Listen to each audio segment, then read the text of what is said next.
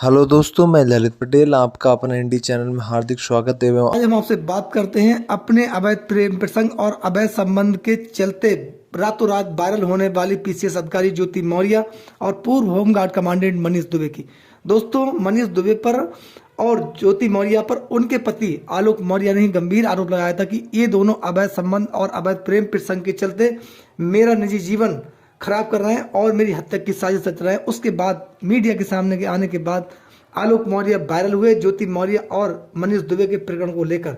यानी कि आलोक मौर्य ने जिस प्रकार से मीडिया के सामने रो कर अपनी बात कही थी, उसके बाद ज्योति मौर्य और मनीष दुबे बैकफुट पर आए। लेकिन यही नहीं बैकफुट पर आए, बल्कि मनीष दुबे के खिलाफ जब जांच हुई उसके बाद मनीष दुबे सस्पेंड कर दिए गए और ज्योति मौर्य को अपने पद से हटा दिया गया और मनीष दुबे को होमगार्ड मुख्यालय लखनऊ से संबद्ध कर दिया गया। वहीं ज्योति मौर्य को चीनी मुख्यालय लखनऊ से संबद्ध कर दिया गया। दोस्तों, आलोक मौर्य ने वह काम किया, वह एक इतना बड़ा काम किया कि एक जासूस के लिए भी कर पाना मुश्किल है, क्योंकि इनके प्रेम प्रसंग और अवैध संबंध की उन्होंने ब्यौरावार डेट बताते हुए, जगह बताते हुए तमाम ऐसे एविडेंस मीडिया के सामने पेश की और बात कही कि जिनकी पुष्टि भी होती हुई दिखाई दी। लेकिन मनीष दुबे और ज्योति मौर्य जैसे बड़े अधिकारियों के सामने खड़े होना आलोक मौर्य के लिए मुश्किल था, लेकिन उसने अपने शार्प माइंड के चलते इन दोनों को बैकफुट पर लाद दिया।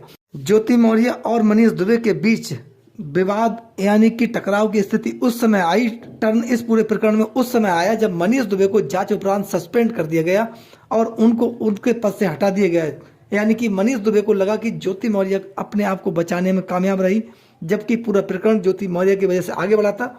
मनीष दुबे पर तमाम ऐसे आरोप भी लगे थे, लेकिन उन आरोपों के चलते मनीष दुबे अपने आप को बचाने में कामयाब रहे थे। लेकिन जब आलोक मौर्य की पत्नी ज्योति मौर्य के प्रकरण में मनीष दुबे की एंट्री हुई और मनीष दुबे फंसते हुए नजर आए, वहीं ज्योति मौर्य अपने आप को बचाने में कामयाब हुई। यही मुख्य वजह हुई, यहीं पर टर्न आया दोनों के बीच मतभेद का। मनीष दुबे को लगा ज्योति मौर्य के द्वारा मेरी सपोर्ट नहीं की गई, बल्कि ज्योति मौर्य के पति आलोक मौर्य ने ज्योति मौर्य को जांच में फंसते देख उसकी शिकायत वापस ले ली। वहीं ज्योति मौर्य को फौरी तौर पर राहत भी मिली।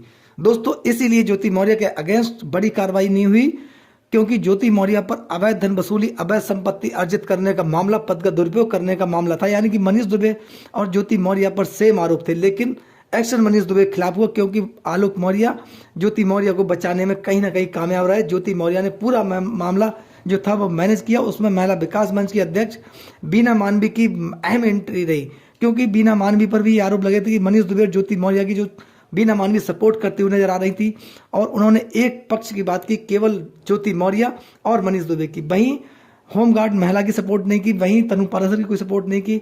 उसमें लग रहा था कि ज्योति मौर्य, लेकिन जब टर्न हुआ ज्योति मौर्य को लेकर, तब ज्योति मौर्य को ही बचाने में जो अहम भूमिका थी वो आलोक मौर्य की थी।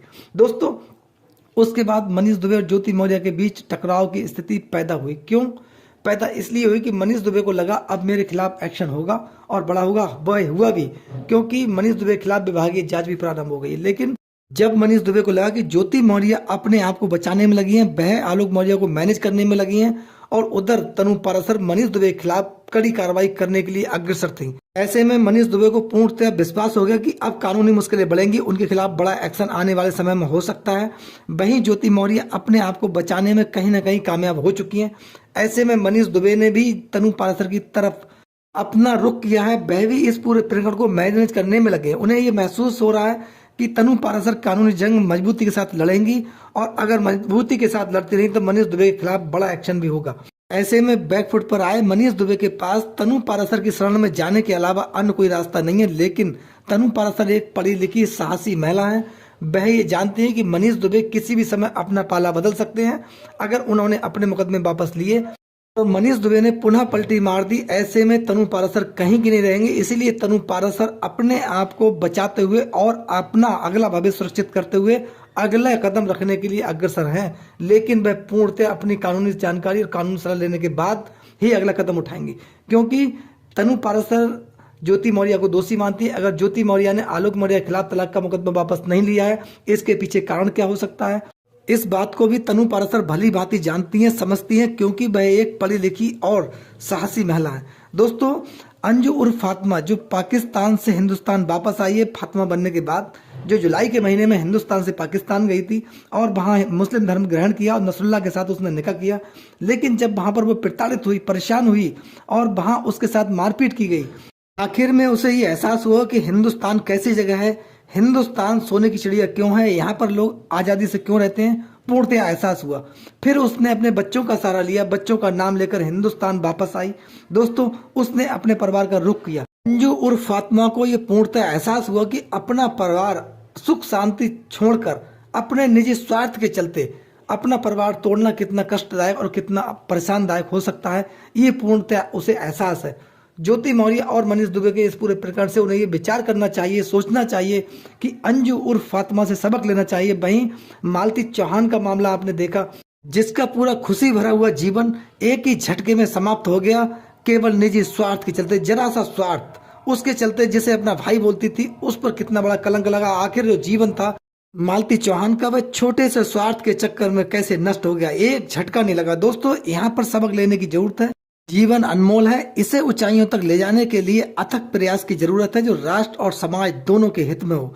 दोस्तों, वहीं हम आपसे बात करते हैं देश में राजनेताओं की, कुछ राजनेताओं की, जो अपनी सस्ती लोकप्रियता हासिल करने के लिए समय समय पर तमाम ऐसे बयान देते हैं जो जाति, धर्म और नस्ल भेद को बढ़ावा देते हैं, समाज को बंटवारे की ओर ले जाते हैं। वह राष्ट्र और समाज के हित में बिल्कुल नहीं है। एक तरफ हम विकसित राष्ट्र की कल्पना करते हैं, वहीं हम जाति, धर्म और समुदाय में बटे हुए हैं।